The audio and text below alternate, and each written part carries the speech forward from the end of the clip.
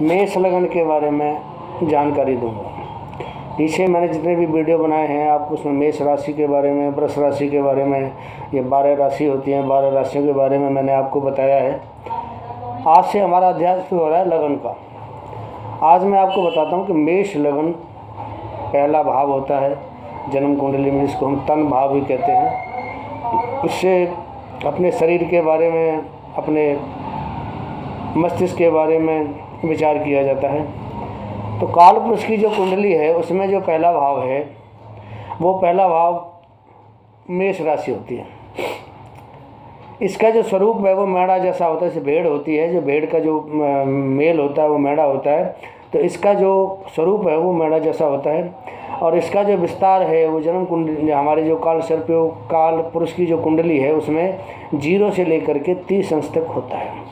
इसके अन्य नाम भी होते हैं, जैसे अज है, विश्व है, क्रिया है, तुम्बुर है, आद है, वृष्णि है, छाग है। ये इस मेष लगन के और अलग नाम भी होते हैं। इसका जो स्वामी है वो पाप ग्रह मंगल है। इस लगन में अश्विनी, भरणी एवं कृतिका का एक चरण आता है। अश्विनी भरणी के 4 चरण आते हैं, कृतिका का इसमें एक चरण आता है। इस कुल मिला के ये 9 चरण में लगन बनती है। इसका जो स्थान है वो सिर, मस्तक और मुख पर होता है। ये पूर्व दिशा की स्वामिनी है, अग्नि तत्व है, क्षत्रिय राशि है और चर संज्ञक रात्रि बलि राशि है। ये दिन में नहीं, रात्रि में बलि होती है। यह अत्यंत साहसी, उत्साही, निडरता, अग्नि तत्व होने से शीघ्र उत्तेजित होने वाले, स्पष्टवादी, उच्चाभिलाषी, नेतृत्व करने में कुशल, स्वतंत्र विचार, अस्थिर एवं परिवर्तनशील प्रवृत्ति, चर राशि होने के कारण जल्दबाजी में हानि उठाने वाला, जोखिम भरे कार्य करने वाला यह जातक होता है, जिसकी ये मेष लगन होती है। इसका संबंध लाल वर्ण की चीज़ से होता है, जैसे लाल वर्ण के धान्य हैं, गेहूँ हैं, वस्त्र है, ऊनी वस्त्र है, सोना है, मसूर है और जो भोजन औषधियाँ वगैरह होती हैं, जो जिसका वर्ण लाल होता है उससे इसका संबंध होता है। जातक की अगर जन्म राशि और जन्म लग्न समान हो तो उपरोक्त गुण विशेषताएँ अधिक मात्रा में होंगी। अगर उसकी राशि और उसकी लगन दोनों एक हैं तो ये जो मैंने आपको चीज़ बताई हैं ये सब उसमें बहुत ज़्यादा होती हैं। इस लगन के अंदर सूर्य और मंगल और गुरु, ये 3 ग्रह कारक होते हैं।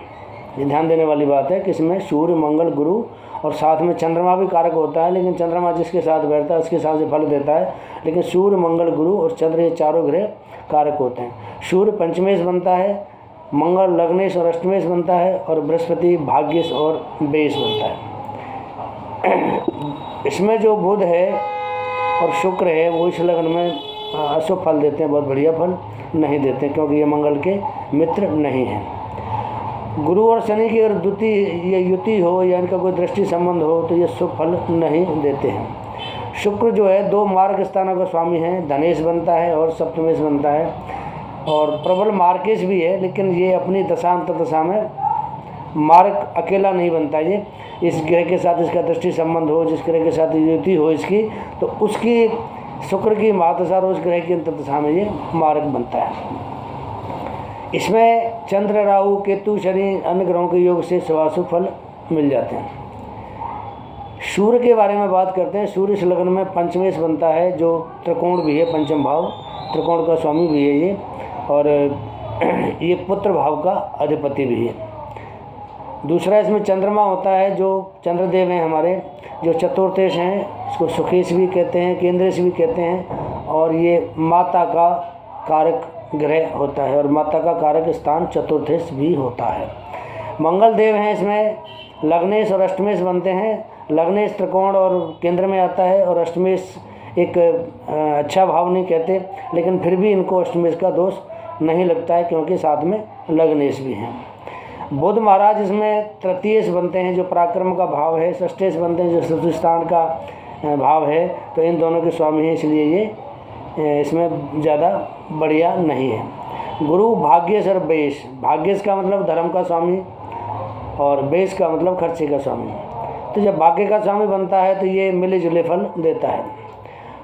इसके अंदर जो शुक्र है वो धनेश और सप्तमेश बनता है, तो प्रबल मार्केश भी बनता है क्योंकि केंद्र का स्वामी भी है, तो ये प्रबल मार्केश भी बनता है। शनि जो है इसमें दशमेश बनता है, आयुष बनता है। दशमेश का मतलब केंद्र से हो गया और आयुष का मतलब हो गया लाभ भाव का स्वामी। तो केंद्र से होने से कुछ लाभ देता है, लेकिन आयुष होने से, क्योंकि छठे से छठा घर 11वां भाव पड़ता है, इसलिए बहुत ज़्यादा लाभ नहीं देता है। अब हम आपको ग्रहों के योग के बारे में बताते हैं। पहले हम सूर्य की बात करते हैं। सूर्य मेष लगन में, सूर्य पंचमेश बनता है। यह अगर लगन में हो तो 10 डिग्री तक, 10 अंश तक ये उच्च का होता है, और अगर ये सप्तम भाव में हो तो 10 अंश तक ये परम नीच का माना जाता है। इसके बाद ये नॉर्मल हो जाता है। तो सूर्य त्रिकोणस्थ तो है, इसलिए जो ये इसकी अपनी दशा आती है, इसकी अंतर दशा आती है, उसमें ये सूर्यदेव हमेशा अच्छा फल देते हैं। क्या फल देते हैं? इसमें राज वृद्धि देते हैं, प्रमोशन देते हैं, पुत्र का जन्म होता है, संतानोत्पत्ति देते हैं, आय में वृद्धि देते हैं। अगर 6, 8, 12 के स्वामी के साथ हों या इस पर उनकी दृष्टि हो या ये खुद 6, 8, 12 में बैठे हों तो फल में कुछ कमी आती है। दूसरे इसमें चंद्रदेव हैं जो कारक हैं इस मेष लगन के लिए, तो ये केंद्र से बनते हैं, क्योंकि चतुर्थ भाव केंद्र है। तो हमारे जो लगने होती हैं इसमें पहला, चौथा, 7वां और 10वां भाव केंद्र होता है। तो ये चतुर्थेश जो है ये केंद्र का भाव है, तो चतुर्थेश बनते हैं, और ये मंगल के मित्र भी हैं, इसलिए ये नैसर्गिक इसमें कारक ग्रह हैं, और ये नैसर्गिक माता का कारक ग्रह है। इसकी दशा में मातृ सुख, वाहन सुख, घर का सुख, भूमि का सुख आदि प्राप्त होते हैं। अब बात करते हैं मंगल देव की। तो खुद लग्नेश हैं, हालांकि पाप ग्रह है लेकिन लग्नेश है, और ये अष्टम का स्वामी बनता है। तो मंगल जो है 2 भावों का अधिपति है, प्रथम भाव और अष्टम भाव का। प्रथम भाव का अधिपति होने से केंद्र और त्रिकोण का भाव, प्रथम भाव केंद्र और त्रिकोण भाव होता है, तो उसका अधिपति होने से बहुत ही शुभ होते हैं, और अष्टम इसका इनको दोष नहीं लगता है। तो ये भी अपनी दशा और अंतर दशा में स्वास्थ्य में उन्नति देते हैं, भूमि का लाभ कराते हैं, जो कृषि वाली भूमि हो उससे में अच्छी आय दिलाते हैं, और पुलिस हो, मिलिट्री की नौकरी होने पर उसमें प्रमोशन दिलाते हैं, डॉक्टरी कार्य में सफलता, और इनको जो विशेष ख्याति मिलती है अगर मंगल की दशा और महादशा आती है। इसमें बुध की बात करते हैं तो बुध जो है 2 भावों का अधिपति है। पहला भाव इसका पराक्रम है, जिसको हम तृतीयश कहते हैं, जो त्रिक भाव है, और दूसरा भाव इसमें छठा भाव है, जिसको हम शत्रु भाव कहते हैं, कर्जे का, बीमारी का, रोग का भाव कहते हैं। तो ये शत्रु भाव का स्वामी होने से ये दूषित हो जाता है। तो दूषित होने के बाद में ये शत्रु उत्पन्न करने में समर्थ होता है, परेशानी देता है। आदमी का जो कोई काम धंधा व्यापार होता है उस कार्य में उतार चढ़ाव ये देता है, इसलिए ये सुफल नहीं देता है। इसकी जो महादशा अंतरदशा आती है वो कष्ट देती है, मानसिक परेशानी देती है, व्यापार में हानि करती है, शत्रु वृद्धि आदि में भी सहायक होती है। इसके बाद बात करते हैं गुरु महाराज की। गुरु बृहस्पति देवता इस मेष लगन में कारक होते हैं 9वें भाव के। 9वां भाव त्रिकोण है और बड़ा शुभ भाव है, क्योंकि इस भाग्य भाव कहते हैं इसको हम अपना लक भी कह सकते हैं कि हमारा लक है ये। लेकिन ये साथ साथ बेयस भी है, बेयस का मतलब खर्चे वाला भाव। तो इनकी दशा 16 साल की होती है, तो प्रथम 8 साल ये भाग्य का फल देते हैं, और आने वाली बाकी जो 8 साल होते हैं उसका ये व्यय भाव का फल देते हैं। भाग्य का फल देते हैं तो बहुत अच्छा करते हैं, हर तरफ उन्नति, हर समय पैसा, हर समय हंसी खुशी, अच्छे कार्य, घर में शुभ मांगलिक कार्य होते हैं। लेकिन जब 22 की दशा आती है 8 साल की, उसमें ये बहुत परेशान करते हैं, खर्चे ज़्यादा बढ़ा देते हैं, और कई बार क्या होता है कि जो कुछ इन्होंने 8 साल में पीछे दिया है उस सबकी भरपाई व्यय भाव में कर देते हैं, तो मात्रा खर्चा करा देते हैं। इसलिए इनकी महादशा भी मिली जुली होती है। शुक्र महाराज की बात करते हैं तो ये धनेश बनते हैं और ये सप्तमेश बनते हैं। तो धनेश और सप्तमेश बनने के बाद में ये हमें प्रबल हानिप्रद होते हैं, हमें बहुत हानि करते हैं ये, क्योंकि ये प्रबल मारक बनते हैं। लेकिन ये अपनी महादशा में ये मारक नहीं बनेगा, ये जिस ग्रह के साथ बैठा होगा या जिस ग्रह से इसकी युति संबंध होगा, तो अपनी महादशा और उस ग्रह की अंतर्दशा में ये हमें मारक प्रभाव दिखाएगा। मारक प्रभाव 2 तरह के होते हैं, या तो हमें जान से मार देगा या ये हमें मृत्यु तुल्य कष्ट देगा, इसको मारक प्रभाव कहते हैं। तो शुक्र भी लगन के लिए बढ़िया अच्छा ग्रह नहीं है। शनि महाराज की बात करते हैं, ये दशम और आय भाव का स्वामी हैं, बिल्कुल अकारक ग्रह है, और वैसे भी ये बड़ा स्लो इसकी चाल होती है। शनि की बहुत चाल धीरे धीरे चलता है, स्लोली चलता है ये। शनै इसका एक नाम है, शनै। तो शनै का मतलब होता है धीरे धीरे। तो ये भाग में वृद्धि होती है लेकिन बहुत धीरे धीरे होती है ये शनि की वजह से, और उन्नति बहुत धीरे धीरे होगी तो आदमी से ज़्यादा परेशान हो जाता है। खर्चा ज़्यादा रहता है, बचत नहीं के बराबर होती है, पैसा अब आदमी इकट्ठा कर नहीं पाता है, भाग में विलम्ब होता है। अब बात करते हैं राहु केतु की। तो राहु केतु जहाँ बैठते हैं, जिस ग्रह के साथ बैठते हैं, उस ग्रह का जैसा ही प्रभाव दिखाते हैं। राहु केतु का अपना अलग से कोई घर नहीं है, तो इसलिए वो जिस ग्रह के साथ बैठेंगे, अगर वो केंद्र इसके साथ बैठें तो केंद्र जैसा प्रभाव दिखाएंगे, त्रिकोण इसके साथ बैठे तो त्रिकोण जैसा प्रभाव दिखाएंगे, और किसी तृतीय स्थान में बैठे हैं, 6, 8, 12 स्थान में बैठे तो उसके जैसा प्रभाव दिखाएंगे। इस राशि का जो मेन रत्न है, वो मुख्य रत्न जो पहना जाता है वो मूंगा है, और इसका एक नाम प्रवाल भी है। और जो सूर्य का रत्न है वो माणिक है, गुरु का रत्न है पुखराज है, और चंद्र का रत्न मोती है। ये सारे रत्न इस लगन के लिए कारक हैं, लेकिन इनको धारण करने से पहले ये ज़रूरी है कि हम कौन सा रत्न पहने। तो वो कुंडली शोधन के बाद ही पता चलता है कि इनको मेष लगन वालों को कौन सा रत्न पहनना चाहिए।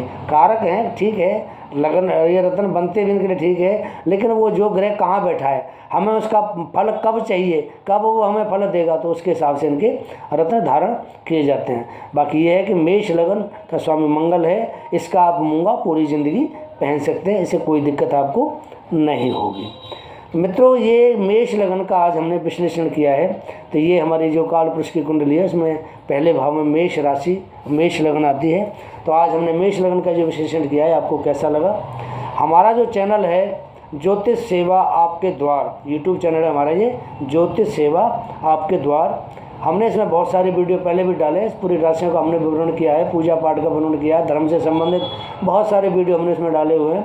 तो आपसे सबसे मेरा निवेदन भी है कि आप उस यूट्यूब चैनल को आप देखें, आपको धर्म से संबंधित अच्छी बातें मिलेंगी। पूजा कैसे करते हैं, उपासना क्या है, गायत्री उपासना क्या है, ग्रह क्या है, ज्योतिष क्या है, सारी बातें हमने इसके अंदर पहले बहुत सारी वीडियो बना के डाले हुए हैं। तो आपसे अनुरोध है कि आप उस वीडियो को देखें और हमें बताएं कि हमें इसमें किसी तरह की कोई त्रुटि हो तो आप हमें सुझाव दे सकते हैं। सुझाव आपके आमंत्रित हैं।